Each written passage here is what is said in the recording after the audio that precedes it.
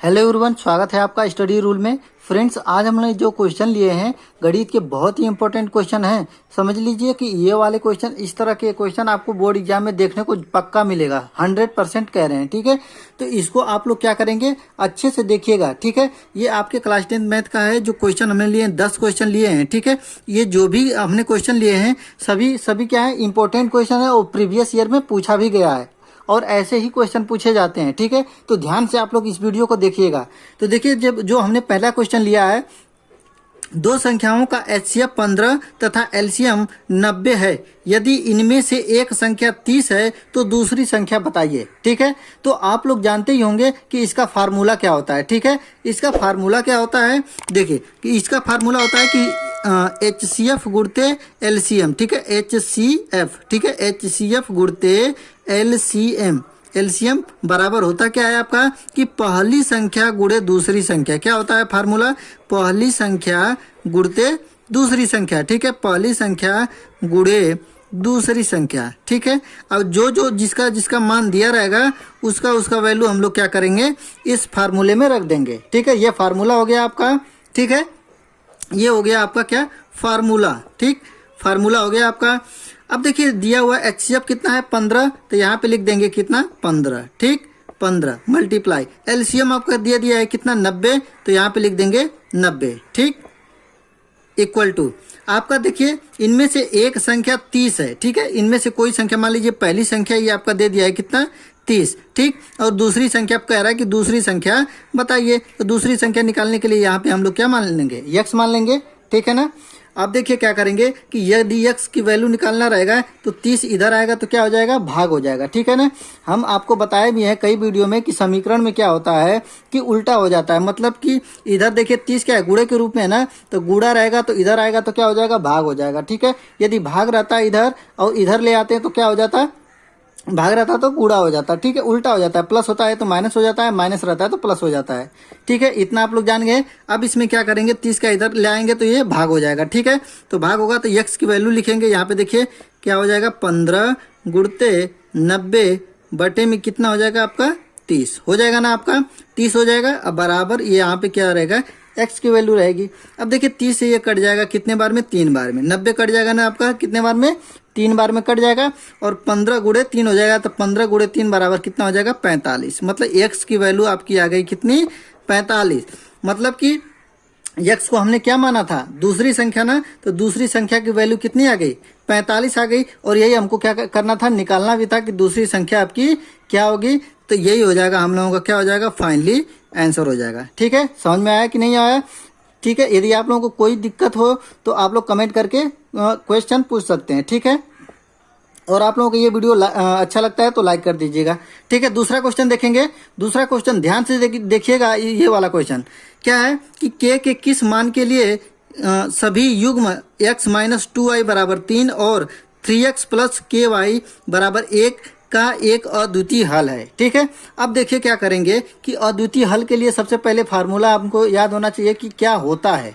ठीक है, अद्वितीय के लिए क्या, अद्वितीय हल होने का मतलब कि केवल एक हल। ठीक है, अद्वितीय हल होने का मतलब क्या होता है, केवल एक हल हो।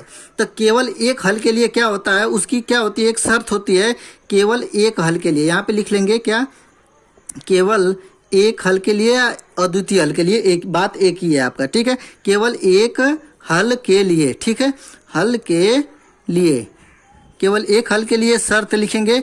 शर्त क्या होता है कि a1 अपान a2। ठीक है, a1 upon a2 is not equal to, क्या होता है, is not equal to b1 upon b2। यही क्या होता है, आपका शर्त होता है। शर्त होता है ना, इतना हम लोग जान गए। अब क्या करेंगे, यहाँ पे लिखेंगे कि a1 अपान a2। यहाँ पे यदि यह समीकरण आपका दिया x माइनस 2y बराबर 3 दिया हुआ है ना, तो यहाँ पे आपका a1 का वैल्यू क्या है, यहाँ पे 1 है। तो यहाँ पे लिखेंगे a1 का वैल्यू 1 बटे में, यहाँ पे देखेंगे a1 अपान a2 होता है ना, तो इसमें देखेंगे इसको a2 मानेंगे। ठीक है, तो a2 की वैल्यू कितना है, 3, तो यहाँ पे लिखेंगे 3। ठीक है, और बीच में क्या है आपका, इज नॉट इक्वल टू होना चाहिए ना b1 अपान b2। b1 का देखिए, b1 का वैल्यू कितना है, -2, तो यहाँ पे लिखेंगे कितना, -2। ठीक है, -2 हो गया बटे में, फिर क्या है b2 की वैल्यू यहाँ पे क्या दिया हुआ है k, तो यहाँ पे लिखेंगे k।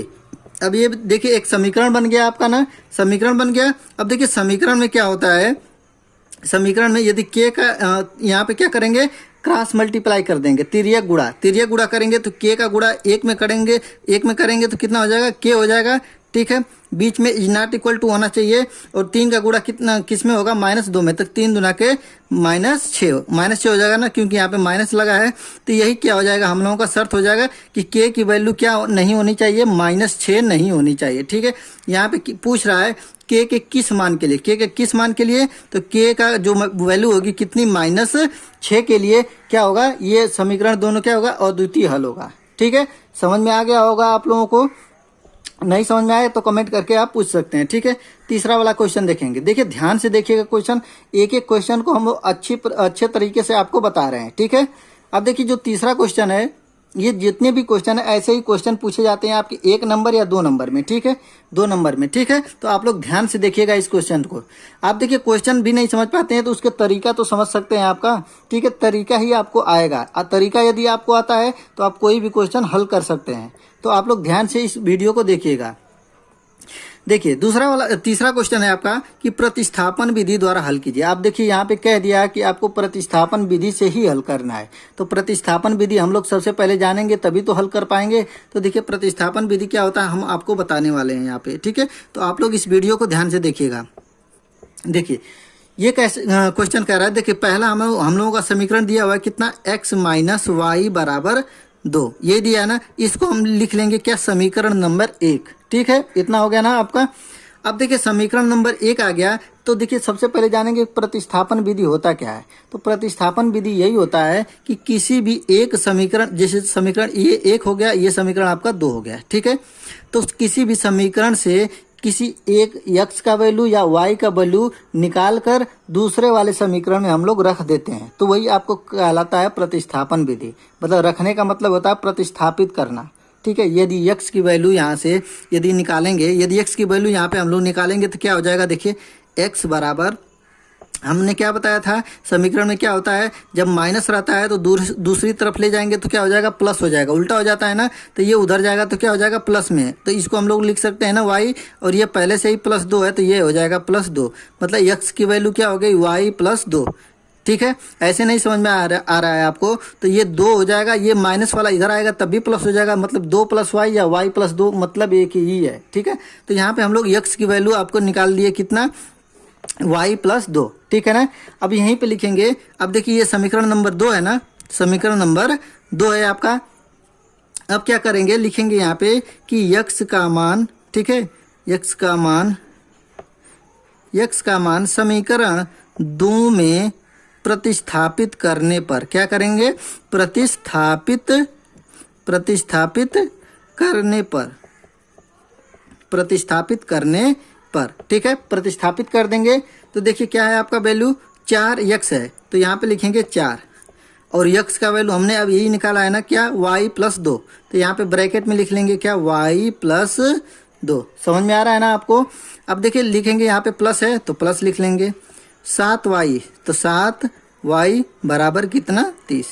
अब ये भी सोच सकते हैं कि ये यहीं से हम लोग x का वैल्यू निकाल के क्यों इसमें रख रहे हैं, इसका भी तो वैल्यू निकाल के रख सकते हैं, ऑफ कोर्स इसको भी रख सकते हैं आप लोग, यहाँ से भी x की वैल्यू निकाल के इसमें रख सकते हैं। लेकिन हम ये चीज़ देखेंगे कि हम लोग देख रहे हैं कि ये वाला रास्ता हमको आसानी पड़ रहा है तो उस आसान वाला रास्ता पकड़ेंगे, या जो कठिन रास्ता उसको पकड़ेंगे। ठीक है ना, आसान वाला रास्ता कोई भी पकड़ता है ना, इसीलिए हम लोग क्या करेंगे, जो आसान है उसी को हम रास्ते को पकड़ेंगे। ठीक है, देखिए यहाँ से अब क्या करेंगे कि यहाँ से निकाल लेंगे, y की वैल्यू निकल जाएगी। ठीक है, प्रतिस्थापन विधि द्वारा हल करने का मतलब क्या है कि आपको x की वैल्यू और y की वैल्यू आपको निकालना है। ठीक है, समझ में आया आपको। देखिए निकालेंगे, यहाँ पे हो गया ना। अब देखिए 4 का गुणा इसमें करेंगे, क्योंकि देखिए ब्रैकेट लगा है ना, तो 4 का गुणा इसमें भी होगा, तो ये हो जाएगा आपका ब्रैकेट में गुणा करके 4y हो जाएगा। यहाँ पे बीच में प्लस है तो प्लस लिखेंगे, 4 का गुणा 2 में होगा तो 4 दूना के 8 हो गया ना। इतना तक हमने हल कर लिया। यहाँ पे बीच में प्लस है तो प्लस लिख लेंगे, ये 7y है तो 7y इक्वल टू कितना हो गया, ये आपका 30 हो जाएगा ना। यहाँ तक समझ में आ गया होगा आपको। अब देखिए ये 4y प्लस में है और 7y प्लस में है, दोनों प्लस प्लस है ना, तो दोनों जब एक बिरादरी के होते हैं कोई भी चीज़ तो आपस में जुड़ जाते हैं। तो ये हो जाएगा आपका 7 और 4 मिलके कितना हो जाएगा 11 हो जाएगा ना। तो यहाँ पे लिखेंगे आपका 11y लिख दिया हमने। और देखिए ये एक चीज़ यहाँ पे ध्यान दीजिए, ये +8 है तो देखिए अंक वाले हमेशा एक मतलब एक तरफ रखते हैं, और जो ये व्यंजन वाले जो चीज़ें होते हैं वो उसको एक तरफ रखते हैं, ठीक है ना। तो y वाले को हम लोग इसी तरफ रहने देंगे और ये जो अंक वाली चीज़ है उसे दाहिने तरफ लेके चले जाएंगे। तो देखिए 30 है उधर है ना, तो 30 को उधर ले जाएंगे तो कितना हो जाएगा आपका 30 - 8 बराबर कितना हो जाएगा, 30 में से 8 जाएगा तो आपका कितना हो जाएगा 22। मतलब 11y का वैल्यू कितना आ गया 22 आ गया ना। अब यहाँ से हम लोग y की वैल्यू निकाल लेंगे। तो y की वैल्यू कितना हो जाएगा आपको पता ही होगा कि ये गुणा में है, इधर आएगा तो क्या हो जाएगा भाग हो जाएगा। तो 22/11, ठीक है 11 हो जाएगा ना। 11 से देखिए कट जाएगा कितना बार में 2 बार में, मतलब कि y की वैल्यू आपकी आ गई कितना 2। y की वैल्यू आपकी कितनी आ गई 2 आ गया ना यहाँ पे। अब देखिए जब y की वैल्यू हम लोग निकाल लिए तो x की वैल्यू अभी हम लोग निकाल लेंगे। कैसे निकालेंगे, यहाँ से देखिए, यहाँ से देखिए जो समीकरण नंबर 1 था हम लोगों का कि x बराबर यहाँ पे क्या है y + 2, y का वैल्यू कितना है 2, तो y की वैल्यू यहाँ पे रख लेंगे 2, तो 2 + 2 बराबर कितना हो जाएगा 4। तो यहाँ पे x की वैल्यू कितनी आ जाएगी आपकी 4। देखिए कितना आसान है, ठीक है ना। समझ में आ गया होगा आप लोगों को। 3 क्वेश्चन हो गए, हम लोग चौथे वाले क्वेश्चन पे चलेंगे। देखिए चौथा क्वेश्चन देखेंगे ध्यान से देखिएगा। चौथा क्वेश्चन क्या कह रहा है कि एक आयताकार बाग का अर्ध परिमाप 36 मीटर है जिसकी लंबाई चौड़ाई से 4 मीटर अधिक है, तो बाग की बीमाएं ज्ञात कीजिए। ठीक है ना, कितना अच्छा क्वेश्चन है। देखिए क्या कह रहा है कि एक आयताकार बाग है, तो क्या करेंगे आप सबसे पहले एक आयताकार बाग बना लीजिए। ठीक है, देखिए कोई भी क्वेश्चन है आप लोग ध्यान से यदि पढ़ के आप लोग कोई क्वेश्चन को हल कर रहे हैं तो वो क्वेश्चन कभी भी गलती नहीं हो सकता है, लेकिन आपको क्या करना है ध्यान से उसको करना है। जैसे कह रहा है कि एक आयताकार बाग का अर्ध परिमाप, तो अर्ध परिमाप आपके दिमाग में आना चाहिए कि होता क्या है। सबसे पहले हम जानेंगे कि परिमाप क्या होता है। तो परिमाप क्या होता है कि इन चारों भुजाओं को हम लोग जोड़ देंगे तो वो कहलाता है परिमाप कहलाता है। ठीक है, परिमाप हो जाता है। लेकिन यहाँ पे अर्ध कह रहा है, अर्ध का मतलब क्या होता है, परिमाप को हम लोग यदि आधा कर देते हैं तो वो कहलाएगा आपका अर्ध परिमाप। ठीक है ना, अर्ध परिमाप कहलाएगा। तो यही देखिए, अब यहीं से हम लोग क्वेश्चन हल करेंगे। एक पहले शर्त दे दिया है कि जिसकी लंबाई चौड़ाई से 4 मीटर अधिक है, मतलब लंबाई क्या है 4 मीटर अधिक है चौड़ाई से। तो यदि हम लोग देखिए इसको हम लोग लंबाई मानते हैं ना, और इसको क्या मानते हैं चौड़ाई। तो लंबाई चौड़ाई क्या है हम लोग मान लेते हैं कितना है x मीटर है। ठीक है, चौड़ाई क्या है x मीटर, तो लंबाई आपका क्या हो जाएगा x + 4 हो जाएगा। ठीक है ना, हो जाएगा ना, क्योंकि क्या रहा ना जिसकी लंबाई चौड़ाई से 4 मीटर अधिक है, मतलब चौड़ाई से क्या हो गया 4 मीटर ये अधिक हो गया। यहाँ तक आपको समझने में कोई दिक्कत हो तो बताइए। यदि हम आपको नहीं समझ में आ रहा है तो x और y भी मान के लगा सकते हैं। ठीक है, तो यहाँ पे कोई आपको ये नहीं कहा है कि आपको x और y मान के ही लगाना है क्वेश्चन। ठीक है, ऐसे भी लगा सकते हैं।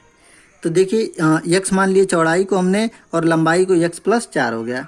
अब क्या होता है, सबसे पहले जानेंगे कि आयत का परिमाप क्या होता है। ठीक है, आयत का परिमाप, ठीक है ना, आयत का परिमाप। आयत का परिमाप क्या होता है, फार्मूला 2 ब्रैकेट में लंबाई धन चौड़ाई, यही होता है ना आपका फार्मूला आयत का परिमाप का। अब यहाँ पे क्या है, इसलिए लिखेंगे कि आयत का अर्ध परिमाप, अर्ध परिमाप, आयत का अर्ध परिमाप बराबर कितना हो जाएगा 2l + b/2। देखिए अर्ध परिमाप मतलब आधा। यदि कहे कि 10 का आधा क्या होगा तो उसमें क्या करेंगे 2 से ही तो भाग देते हैं। कोई भी चीज़ का आधा करना हो तो कितना करते हैं 2 से ही भाग देते हैं। तो यहाँ पे हमने क्या किया कि 2 से भाग दे दिया। अब देखिए ये 2 आपस में कट जाएंगे तो बचेगा क्या, लंबाई धन चौड़ाई। यल और बी का मतलब क्या है, यहाँ पे लंबाई और चौड़ाई है ना, तो यल + b, यही ना बचेगा। बस 2 तो कट गए, आपका बचा बस यल + b। अब यहाँ पे देखिए समझेंगे हम लोग, यहाँ पे दे दिया कि एक आयत का अर्ध परिमाप 36 है, तो आयत का अर्ध परिमाप मतलब यल + b आपका कितना दे दिया है 36 दे दिया, इतना बराबर 36 लिख सकते हैं ना हम लोग, यल + b बराबर 36। तो अब यहाँ पे देखें कि यल क्या है, लंबाई यल क्या है आपका x+4 है, तो यहाँ पे लिखेंगे x+4, ये तो आपका यल हो गया, प्लस बी का मतलब चौड़ाई, बी का चौड़ाई आपका कितना दे दिया है x है, चौड़ाई आपका x है, तो यहाँ पे लिखेंगे x बराबर कितना है आपका 36। यहाँ तक कोई समझने में कोई प्रॉब्लम हो तो आप बता सकते हैं, ठीक है। अब क्या करेंगे, आगे चलेंगे। देखिए यहाँ पे x है, यहाँ भी x है, तो x मिलके कितना हो जाएगा आपका 2x हो जाएगा, कितना हो जाएगा 2x हो जाएगा, ठीक। और यहाँ पे 4 क्या हो जाएगा, उधर चला जाएगा तो माइनस हो जाएगा ना आपका, घट जाएगा, तो 36 - 4 हो जाएगा आपका, बराबर कितना हो जाएगा आपका 32 हो जाएगा ना 32। अब यहाँ से कर x की वैल्यू निकाल सकते हैं हम लोग आसानी से। x की वैल्यू निकालने के लिए क्या करेंगे, x की वैल्यू निकालने के लिए क्या करेंगे, x बराबर कितना हो जाएगा आपका 32/2, ये कट जाएगा आपका कितने बार में 16 बार में, तो ये इतना मीटर हो गया। x की वैल्यू हमने क्या माना था चौड़ाई, तो चौड़ाई आपकी कितनी हो गई 16 मीटर लिखेंगे यहाँ पे, इसलिए चौड़ाई बराबर कितना हो गया आपका 16 मीटर, चौड़ाई 16 मीटर हो गया ना। इसलिए अब क्या निकालेंगे लंबाई, इसलिए लंबाई बराबर, आपसे पूछ भी रहा है ना कि बाघ की बीमाएं ज्ञात करने का मतलब क्या हो गया, उसकी लंबाई और चौड़ाई बताइए, ठीक है। इसलिए लंबाई कितना हो जाएगा आपका 16 + 4, यही ना होगा, 4 मीटर अधिक है, इसलिए 16 4 बराबर कितना हो जाएगा 20 मीटर। मतलब चौड़ाई आपका कितना हो गया 16 मीटर और आपका ये लंबाई कितना हो जाएगा आपका 20 मीटर। समझ में आ गया होगा आप लोगों को क्वेश्चन को, ठीक है। अब आगे चलते हैं क्वेश्चन नंबर 5।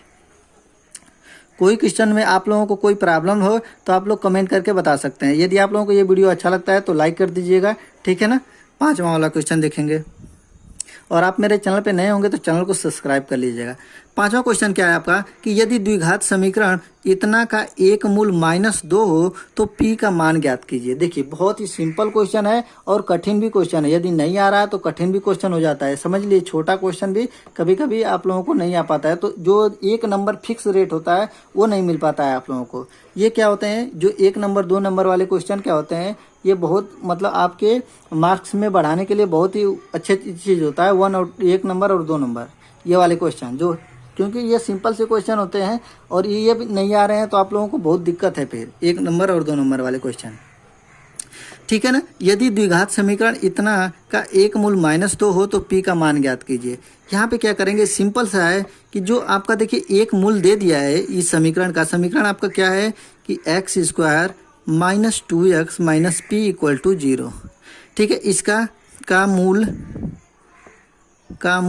-2 है, ठीक है ना। अब देखिए जब इसका मूल -2 है तो ये इसको क्या करेगा, संतुष्ट करेगा कि नहीं, संतुष्ट करेगा। तो क्या करेंगे, x की वैल्यू हमको क्या रखेंगे -2, x की वैल्यू क्या रखेंगे -2। तो देखिए x की वैल्यू यदि -2 रखेंगे तो देखिए -2 का क्या हो जाएगा होल स्क्वायर हो जाएगा, ठीक है। यहाँ पे माइनस, यहाँ पे क्या लिखेंगे 2 गुणते x की वैल्यू क्या है -2 है ना, तो इसको ब्रैकेट में करके लिखेंगे, ठीक है, क्योंकि माइनस माइनस आगे चल के प्लस हो जाएगा, ठीक है। -p = 0, ठीक। देखिए -2 का स्क्वायर करेंगे तो कितना हो जाएगा आपका, कितना हो जाएगा 4, और माइनस माइनस मिलके क्या हो जाएगा प्लस हो जाएगा ना, क्योंकि देखिए माइनस का स्क्वायर है ना, तो माइनस का स्क्वायर करेंगे तो -1 × -1 बराबर कितना होता है, ये आप लोगों को याद होगा कि -1 गुणते -1 बराबर क्या होता है +1 होता है, ठीक है ना। यदि यही हम लोग -1 + -1 ये क्या हो जाएगा आपका -2 हो जाएगा। तो ये चीज़ें आप लोगों को क्या है समझना है आपको, माइनस वाला चीज़। तो ये हो जाएगा +4 हो जाएगा, ये यहाँ पे देखिए माइनस और माइनस माइनस मिलके प्लस हो जाएगा, 2 दूना के 4 हो गया ना, 4 हो जाएगा। और यहाँ पे क्या हो जाएगा -p है तो -p = 0 हो गया ना आपका, ठीक। अब देखिए क्या होगा कि 4 और 4 मिलके कितने हो जाएंगे आपके 8 हो जाएंगे, ठीक है ना। 4 और 4 मिलके 8 हो जाएगा आपका, 8 हो जाएगा। और ये -p है तो उधर जाएगा तो क्या हो जाएगा +p हो जाएगा, = मतलब p की वैल्यू हमारी कितनी आ गई 8, ठीक है। p की वैल्यू क्या हो गई 8, और ये पूछ रहा था कि तो p का मान ज्ञात कीजिए, तो p बराबर 8, ठीक है। समझ में आ रहा होगा आप लोगों को। अगला क्वेश्चन देखते हैं 6 नंबर क्वेश्चन। देखिए ध्यान से देखिएगा ये वाला क्वेश्चन बहुत ही इंपॉर्टेंट है। ये वाला क्वेश्चन क्या है, इंपॉर्टेंट, बहुत ही इंपॉर्टेंट क्वेश्चन है और ये कई बार आपके एग्जामों में पूछा हुआ है। ये मत समझिएगा कि यही वाला क्वेश्चन पूछा गया, यही क्वेश्चन न पूछने होने का मतलब ये थोड़ा ना कि यही क्वेश्चन पूछा जाएगा।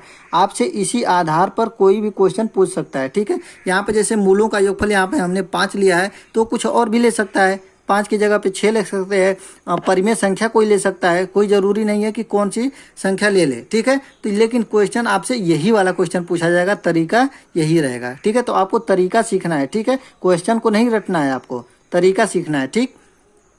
क्या है आपका कि द्विघात समीकरण ज्ञात कीजिए जिसके मूलों का योग 5 तथा गुणनफल -6 है, ठीक है। इतना आपको समझ में आ गया। अब देखिए क्या करेंगे कि इसका एक फार्मूला होता है, तो आपको फार्मूला यहाँ पे याद होना चाहिए, ठीक है। फार्मूला क्या होता है, देखिए फार्मूला होता है कि एक्स स्क्वायर माइनस, ठीक है, एक्स स्क्वायर माइनस मूलों का योग, ठीक है। क्या होता है आपका मूलों का योग ब्रैकेट बंद, यहाँ पे ये होता है आपका यक्स लगा रहता है, ठीक है। तो यक्स स्क्वायर माइनस मूलों का योग यक्स हो गया, प्लस होता है यहाँ पे, और यहाँ पे हो जाएगा आपका मूलों का गुणनफल। क्या हो जाएगा आपका मूलों का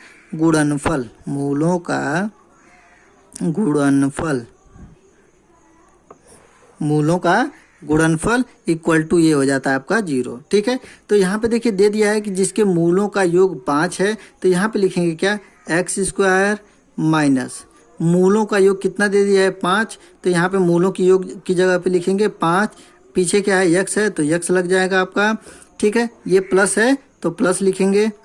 मूलों का गुणनफल कितना है आपका -6, तो इसको ब्रैकेट में लिखेंगे -6 इक्वल टू 0। आपका तैयार हो गया समीकरण बनके, ठीक है ना। बनके कितना टाइम लगा, कुछ नहीं लगा, लेकिन आपको क्या है कि ये वाला चीज़ आपको याद करना पड़ेगा, ठीक है। ये वाला चीज़ आपको क्या करना पड़ेगा, याद करना पड़ेगा कि एक्स स्क्वायर माइनस मूलों का योग यक्स प्लस मूलों का गुणनफल इक्वल टू 0। ये क्या करना पड़ेगा, आपको याद करना पड़ेगा, ठीक।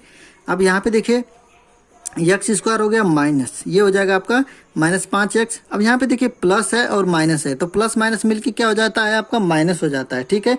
यदि देखिए कि प्लस मान लीजिए +2 गुणते -2 है, आपका क्या आंसर हो जाएगा, यहाँ पे देखिए प्लस और माइनस का गुणा होता है तो वो हो जाता है माइनस, ठीक है। और 2 में 2 का गुणा करेंगे तो 4 हो जाएगा। तो ये आपको याद करना पड़ेगा कि +2 गुणते -2 बराबर -4 होता है। तो यही यहाँ पे प्लस है और माइनस है तो मिलके क्या हो जाएगा माइनस, और ये बराबर -6 इक्वल टू 0, ठीक है ना। यही आपका द्विघात समीकरण बनके तैयार हो गया और यही क्या हो जाएगा आपका फाइनली आंसर हो जाएगा, ठीक है। फाइनली आंसर हो गया ना। अब देखिए चलते हैं अगले क्वेश्चन पे, 7वां नंबर क्वेश्चन, ठीक है। आप लोग ध्यान से वीडियो को देखिएगा, पूरा वीडियो देखिएगा, आपको हर एक चैप्टर से एक एक क्वेश्चन मिलेंगे, आपको त्रिकोणमिति का भी क्वेश्चन इसमें मिलेगा।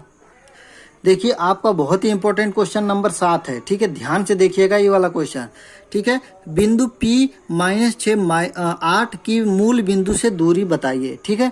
मूल बिंदु से दूरी बताइए। तो देखिए मूल बिंदु का जो समीकरण होता है, क्या होता है मूल बिंदु का, ठीक है। लिखेंगे यहाँ पे देखिए मूल बिंदु, सबसे पहले आपका बिंदु P दिया हुआ है कितना, P इक्वल टू आपका P इक्वल टू भी लिख सकते हैं, ठीक है। P इक्वल टू दिया है आपका कितना -6 और 8, ठीक है। मूल बिंदु को हम लोग क्या लेते हैं, O मानते हैं ना, O मानते हैं। और मूल बिंदु का जो बिंदु होता है उसको किससे डिनोट करते हैं, 0 और 0 से, ठीक है ना। मतलब कि बिंदु इतना और इतना के बीच की दूरी, ठीक है। तो दो बिंदुओं के बीच की दूरी का फार्मूला आपने पढ़ा ही होगा और आप हमेशा याद करते हैं, तो इसको क्या करेंगे, अच्छे से याद करिएगा, ठीक है। ये फार्मूला क्या होता है, D बराबर क्या होता है, रूट में क्या होता है आपका x1 माइनस x2 का होल स्क्वायर प्लस होता है आपका y1 माइनस y2 का होल स्क्वायर। यही क्या होता है आपका फार्मूला, ठीक है। ये होता है आपका फार्मूला, ठीक है, फार्मूला। और मैंने एक वीडियो भी डाला हुआ है, उसमें आपको 101 फार्मूले मिलेंगे, आपको हाई स्कूल के मतलब सारे फार्मूले उस वीडियो में मिलेंगे, ठीक है। उसका लिंक हम आपको डिस्क्रिप्शन में दे देंगे इस वाले वीडियो में, ठीक है। तो उसको आप लोग पूरा देखिएगा उस वीडियो को, ठीक है। उसमें फार्मूला ही दिया हुआ है सारा। और एक वीडियो और आगे बनाऊंगा, उसमें सारा फार्मूला रहेगा आपके हाई स्कूल का। देखिए क्या है, D इक्वल टू रूट में x1 माइनस x2 का whole square plus y1 minus y2 का होल स्क्वायर। अब देखिए इस वाले जो बिंदु को लिया जाएगा, इस बिंदु को हम लेंगे क्या, x1 और y1, x1 और y1, ये हो जाएगा आपका x2 और y2, यही ना, x और y लिया जाता है। ठीक है, अब देखिए क्या करेंगे, d बराबर रूट में करेंगे। अब यहाँ पे क्या है, ब्रैकेट, x1 की वैल्यू हमने क्या माना है, -6 माना है ना, और माइनस है तो माइनस लिखेंगे। x2 की वैल्यू क्या है, यहाँ पे 0 है तो यहाँ पे लिखेंगे 0 का होल स्क्वायर, तो होल स्क्वायर कर देंगे। बीच में प्लस है तो प्लस लिख लीजिए। ठीक है, अब यहाँ पे y1 की वैल्यू कितना है, 8 है, 8 लिख लेंगे, माइनस y2 की वैल्यू क्या है भाई, 0 है, 0 का होल स्क्वायर कर देंगे। आ गया समझ में, इतना समझ में आ गया होगा इतना। देखिए d बराबर, अब यहाँ पे देखिए -6 में से 0 जाएगा तो आपका बचेगा क्या, -6 बचेगा, बस -6 बचेगा, इसका होल स्क्वायर हो जाएगा प्लस 8 में से 0 जाएगा तो क्या बचेगा, 8 ही बचेगा, और 8 का होल स्क्वायर हो जाएगा ना। अब देखिए आगे देखिए, d बराबर क्या हो जाएगा आपका, d क्या है, डिस्टेंस एक तरह से। ठीक है, इसी फार्मूला को लिया जाता है, d बराबर, देखिए -6 का स्क्वायर कितना हो जाएगा, 36 हो जाएगा ना, माइनस माइनस मिलके क्या हो जाएगा, प्लस हो जाएगा, 36 प्लस 8 का स्क्वायर कितना होता है, 64 होता है, 64। ठीक है ना, 8 का स्क्वायर 64, ये दोनों मिलके 36 और 64 मिलके कितना हो जाएगा आपका, रूट में भी हो जाएगा आपका कितना, 100, और 100 का वर्गमूल कितना होता है आपका, 100 का वर्गमूल कितना होता है आपका, 10 होता है, 10। और यहाँ पे देखिए कोई मात्रा नहीं दिया हुआ है तो लिख लेंगे 10 इकाई। ठीक है, जब कोई मात्रक नहीं दिया रहता है तो वहाँ पे क्या लिखा जाता है, इकाई लिखा जाता है। तो इसका जो मूल बिंदु से दूरी कितना आ गया, 10 और 10 इकाई। ठीक है, समझ में आ गया होगा आप लोगों को। ये फार्मूला आपको क्या करना पड़ेगा, याद करना पड़ेगा, ये वाला फार्मूला। ठीक है, d बराबर रूट में होता है x1 - x2 का whole square plus y1 - y2 का होल स्क्वायर। ठीक है, अब देखेंगे 8वां नंबर क्वेश्चन। 8वां नंबर क्वेश्चन जो है आपका त्रिकोणमिति का क्वेश्चन है, इसको आप लोग अच्छे से ध्यान से देखिएगा। ये वाला क्वेश्चन पूछा भी गया था 2022 में। ठीक है ना, ये क्वेश्चन पूछा गया था 2022 में। देखिए, यदि tan थीटा बराबर 8/15 हो तो कोसेक थीटा का वैल्यू बताइए। ठीक है ना, कोसेक थीटा का वैल्यू बताइए। देखिए, इस क्वेश्चन को हम लोग दो तरह से लगा सकते हैं। ठीक है ना, दो तरह से लगा सकते हैं इस क्वेश्चन को। देखिए, पहला तरीका हम लोग देखेंगे और दूसरा तरीका आपको अपने खुद से लगाना है। ठीक है, मैं तरीका बता दूंगा लेकिन लगाना आपको है। ठीक है, दूसरा तरीका, पहला वाला तरीका हम आपको बता दे रहे हैं जो सिंपल है। क्या है, देखिए tan थीटा बराबर कितना दिया है, 8/15। यहाँ पे लिखेंगे tan थीटा बराबर 8/15। tan थीटा बराबर होता क्या है आपका, लंब बटा आधार, यही ना होता है आपका। जैसे sin थीटा बराबर क्या होता है, लंब बटा कर्ण होता है। cos थीटा बराबर क्या होता है, आधार बटा कर्ण होता है। और tan थीटा बराबर क्या होता है, लंब बटा आधार। इसका फार्मूला आपको याद ही होगा। फार्मूला क्या होता है आपका, लाल बटा कक्का, यही होता है ना, सभी लोग बताते हैं और हम भी आपको बता रहे हैं, लाल बटे कक्का। ये होता है आपका साइन का, ये होता है कास का, ये होता है टेन का। ठीक है, समझ में आ रहा होगा आप लोगों को। देखिए, अब यहाँ पे हमको क्या निकालना है, कोसेक निकालना है। अब देखिए, दो चीज़ें तो आपको मिल गया, लंब और आधार। आपको निकालना क्या है, कर्ण निकालना है। तो कर्ण का फार्मूला आपको पता ही होगा कि कर्ण का बराबर क्या हो जाता है, कर्ण बराबर होता क्या है आपका, रूट में क्या कर सकते हैं हम लोग, लंब का वर्ग मतलब 8 का वर्ग प्लस 15 का वर्ग। ठीक है, तो कर्ण निकल जाएगा आपका। अब यहाँ पे देख लीजिए, 8 का वर्ग कितना हो जाएगा, 64 हो जाएगा, और 15 का वर्ग कितना हो जाएगा, 225 हो जाएगा ना, हो जाएगा आपका। इसको जोड़ देंगे तो जोड़ दीजिए आप, जोड़ दीजिए। देखिए, ये हो जाएगा आपका कितना, 289। अब देखेंगे कि ये किसका वर्ग है। ठीक है, ये आप देखिए 289 किसका वर्ग है, 17 का वर्ग है। तो इसका मतलब रूट से इसको हटाएंगे तो इसका वैल्यू आ गया कितना, 17 आ गया ना, 17 आ गया आपका। कर्ण हमको मिल गया कितना, 17 मिल गया ना। अब देखिए क्या होता है, कोसेक थीटा बराबर होता क्या है, यहाँ पे लिखेंगे कोसेक थीटा। कोसेक, ये देखिए 2022 वाले में क्वेश्चन पूछा हुआ है, कोसेक थीटा बराबर कितना होता है। देखिए, ये हो गया ना, साइन कॉस टेन। ठीक है, साइन का उल्टा क्या होता है, कोसेक होता है। तो कोसेक थीटा बराबर क्या हो जाएगा आपका, कर्ण बटे के लंब, यही नहीं पूछ रहा है आपसे, कर्ण बटे के लंब। तो कर्ण आपको आपने अभी निकाला है, कर्ण कितना होता है, 17। ठीक है, 17 बटा में लंब का मतलब कितना है यहाँ पे, 8। यहाँ पे लिख लेंगे 8, मतलब 17 बटे के 8। यहाँ से आप लोग निकाल सकते हैं आसानी से। ये क्या हो जाएगा हम लोगों का फाइनली आंसर। ये था आपका पहला रूल, हमने आपको बता दिया। इसमें लगाएंगे दूसरी विधि आपको बताएंगे। दूसरी विधि क्या होता है, जैसे हमने फार्मूला पढ़ा होगा कि 1 + tan² थीटा बराबर 1+tan² थीटा बराबर sec² थीटा। ठीक है, tan और sec का इसका रिलेट होता है। वैसे ही करके 1+cot² थीटा, 1+cot² थीटा बराबर कोसेक² थीटा, कोसेक² थीटा होता है ना आपका।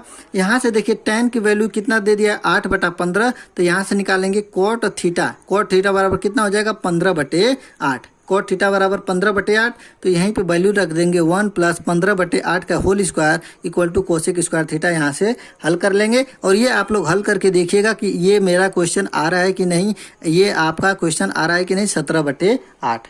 ठीक है ना, करेक्ट आएगा तो आप समझिएगा कि आपकी क्वेश्चन लगाया हुआ सही है, नहीं तो क्या है, आप गलत कर रहे हैं कहीं ना कहीं। ठीक है, दूसरा विधि हमने आपको बता दिया है, आपको अपने विधि से लगाइएगा। ठीक है, 9वां वाला क्वेश्चन देखिएगा।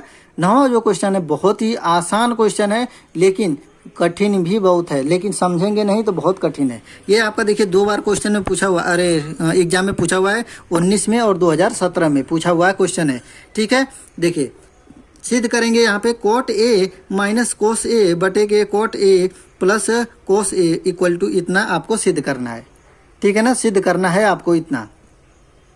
अब क्या करेंगे, सबसे पहले हम देखिए कोई भी चीज़ सिद्ध करने से पहले हम लोग क्या करेंगे, बाय लेफ्ट हैंड साइड, मतलब या आपको जिधर से आसान पड़े उधर कर लीजिए, या राइट हैंड साइड से अच्छा लग रहा है तो राइट हैंड साइड से हल करिए, लेफ्ट हैंड साइड से अच्छा मतलब लग रहा है कि आ जाएगा तो उधर से कर लीजिए। तो हम यहाँ पे करेंगे by left hand side, by left hand side से करेंगे, मतलब लेफ्ट हैंड साइड मतलब इधर से करेंगे। तो लेफ्ट हैंड साइड आपका क्या है, cot A minus cos A बटे में आपके क्या है, cot A plus cos A, यही है आपका दिया हुआ है। हमको सिद्ध करना है, ये लाना है।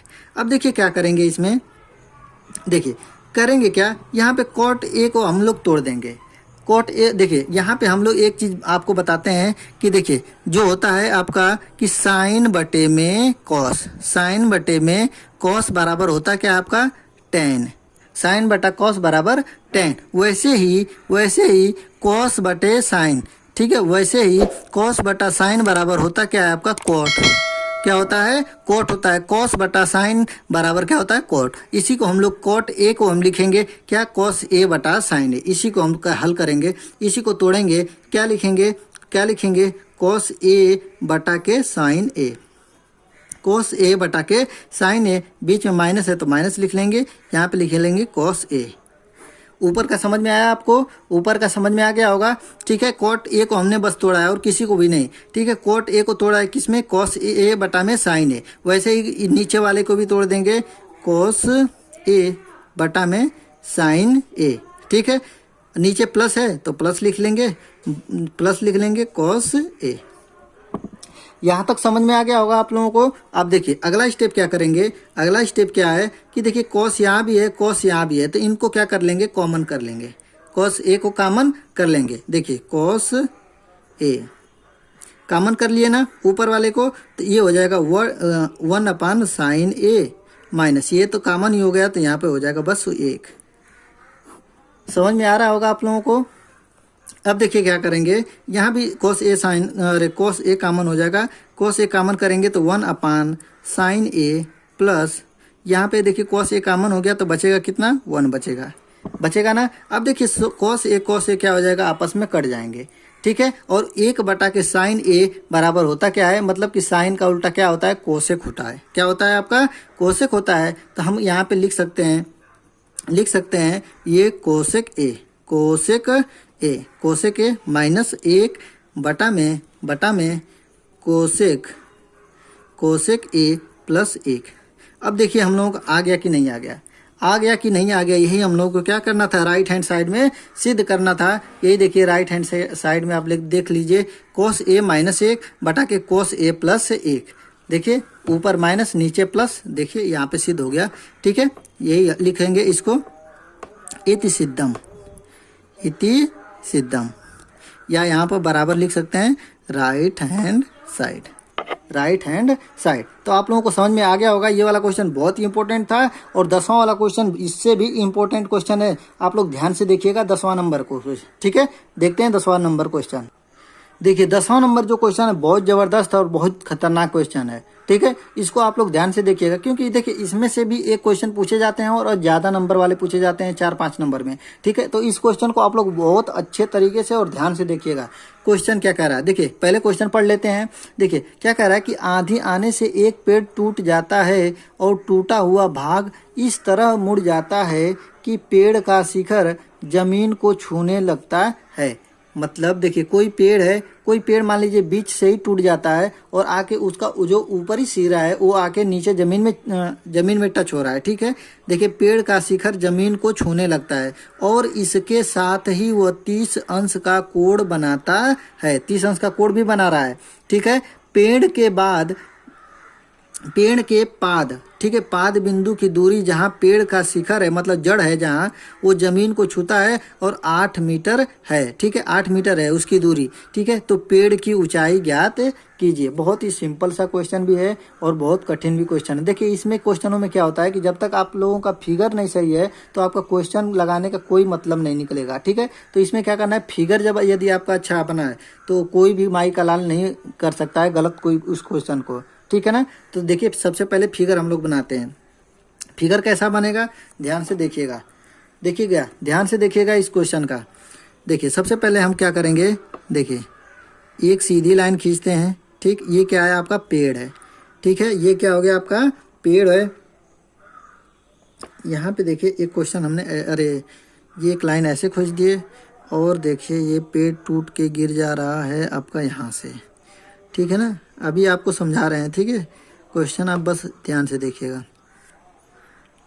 ये जब पेड़ को छू रहा है तो कितने अंश का कोण बना रहा है, 30 अंश का कोण बना रहा है। और यहाँ से देखिए जो जहाँ पे पेड़ गिरा हुआ है, ठीक है ना, इसको हम लोग सबसे पहले डिनोट कर लेते हैं A B C और यहाँ पे आपका D, ठीक है। पेड़ के पाद बिंदु से और यहाँ पे जो गिर रहा है इसकी दूरी दे दिया है कितना, 8 मीटर दे दिया है। कितना दे दिया है भाई आपका 8 मीटर, ठीक है ना। वीडियो थोड़ा लंबा होगा लेकिन आपको समझाना मेरा फर्ज है, ठीक है। आपको इस क्वेश्चन को अच्छे तरीके से समझना है। इतना हो गया ना, बस यही दिया है आपका, कुछ नहीं दिया है। और पेड़ की लंबाई पूछ रहा है। देखिए क्या है क्वेश्चन में कि मान लीजिए कोई पेड़ है, यहाँ से लेके यहाँ तक कोई पेड़ है, ठीक है, इतना लंबा।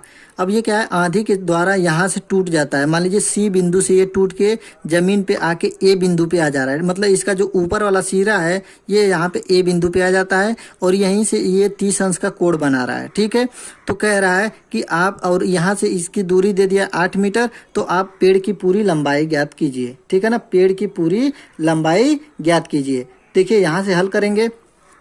देखिए सबसे पहले क्या करेंगे, सबसे पहले यहाँ से देखिए, यहाँ देखिए कोई यहाँ से टेन से हम लोग क्या कर सकते हैं, इसकी वैल्यू निकाल सकते हैं। ये वाला बी और सी की वैल्यू, बी सी की वैल्यू हम लोग निकाल सकते हैं। कैसे निकाल सकते हैं, देखिए ये हम लोग लेंगे सबसे पहले tan 30 अंश। क्या लेंगे, tan 30 अंश। तो tan थीटा बराबर क्या होता है, लंब बटा आधार होता है ना। तो लंब बटा आधार, लंब का मतलब ये हो जाएगा BC, ठीक है ना, BC बटा आधार का मतलब कितना हो जाएगा AB, आधार का मतलब AB, ठीक है, AB हो गया ना। और अब जानते ही होंगे कि tan 30 अंश का वैल्यू जो होता है आपका 1/3 होता है। क्या होता है आपका tan 30 का वैल्यू क्या हो जाता है, 1/3। ये वैल्यू होता है ना tan 30 अंश का मान, tan 30 अंश का मान 1/3। अब देखिए BC का वैल्यू तो हमको निकालना ही है, तो BC को BC ही रहने देंगे। नीचे लिखेंगे AB की वैल्यू, हमको पता ही है AB का वैल्यू कितना है, 8 है, तो यहाँ पे लिख लेंगे 8। यहाँ से हम लोग देखिए मल्टीप्लाई कर लेंगे तिरछा, तो ये हो जाएगा 8 ही ऊपर चला आएगा और BC की वैल्यू पता चल जाएगा हमको कि BC का वैल्यू होगा कितना, 8/√3, ठीक है ना, करणी में 3। ये और BC की वैल्यू, ठीक है, यहाँ पे लिखेंगे BC। यहाँ पे देखिए हम लोगों को BC की वैल्यू निकल गई। BC की वैल्यू 8/3, मतलब इसका वैल्यू निकल गया। हमको आ रहा कितना, 8/3। ये क्या हुआ, किस में वैल्यू दिया हुआ है, मीटर में, तो मीटर लिख लेंगे।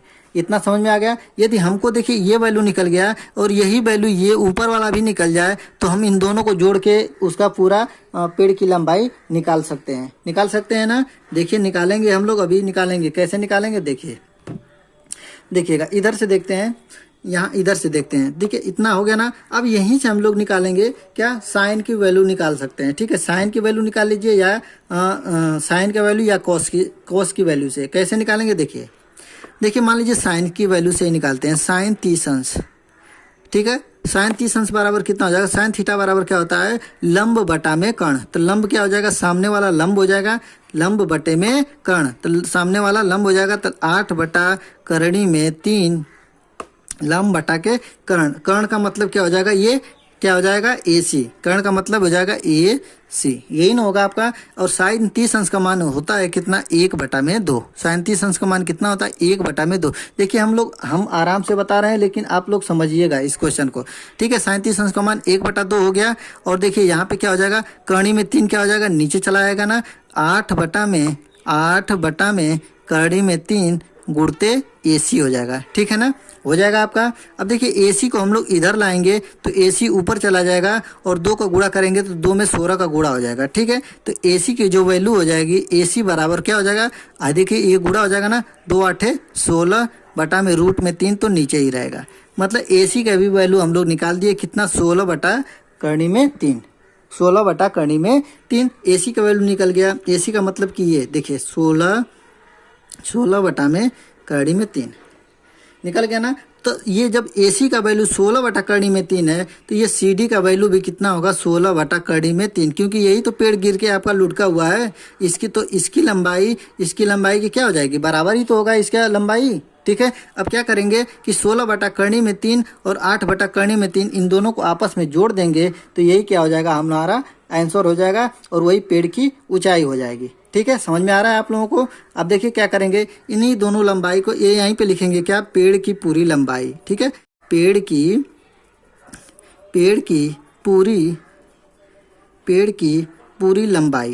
पूरी लंबाई कितनी हो जाएगी आपकी, देखिए लिखेंगे क्या, 16 बटा करणी में 3 प्लस 8 बटा करणी में 3, ठीक है, इतना मीटर। इन दोनों को देखिए जोड़ लीजिए, जोड़ेंगे जब दोनों का नीचे सेम है तो इन दोनों को आपस में जोड़ सकते हैं। तो 16 और 8 मिलके कितना हो जाएगा, 16 और 8 मिलके कितना हो जाएगा, 24 हो जाएगा। और नीचे क्या हो जाएगा, करणी में 3।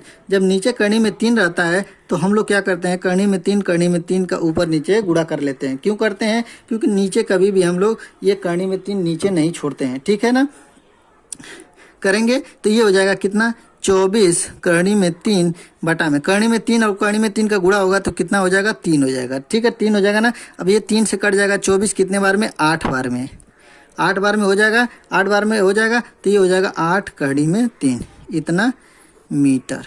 यही क्या हो जाएगा, आपका फाइनली आंसर हो जाएगा। यदि आप ये आंसर निकालना चाहते हैं दशमलव में, तो यहाँ पे क्या कर सकते हैं कि 8 गुणते करणी में 3 का वैल्यू कितना होता है, 1.732। इसमें क्या कर सकते हैं, हम लोग गुणा कर सकते हैं। तो ये आप लोग इसमें गुणा करेंगे तो इसका आपका आंसर आ जाएगा 13.84 मीटर, ठीक है ना। इसमें यदि 8 का गुणा करेंगे तो ये आपका फाइनली इतना आंसर आ जाएगा, ठीक है, आ जाएगा ना। तो यही क्या हो जाएगा, हमने आपको 10 क्वेश्चन बता दिए। ये 10वां वाला क्वेश्चन जो था बहुत ही इंपॉर्टेंट क्वेश्चन था, ठीक है ना। तो आप लोगों को ये वीडियो कैसा लगता है, लाइक कर दीजिएगा। यदि आप मेरे चैनल पे नए होंगे तो प्लीज़ चैनल को सब्सक्राइब कर लीजिएगा।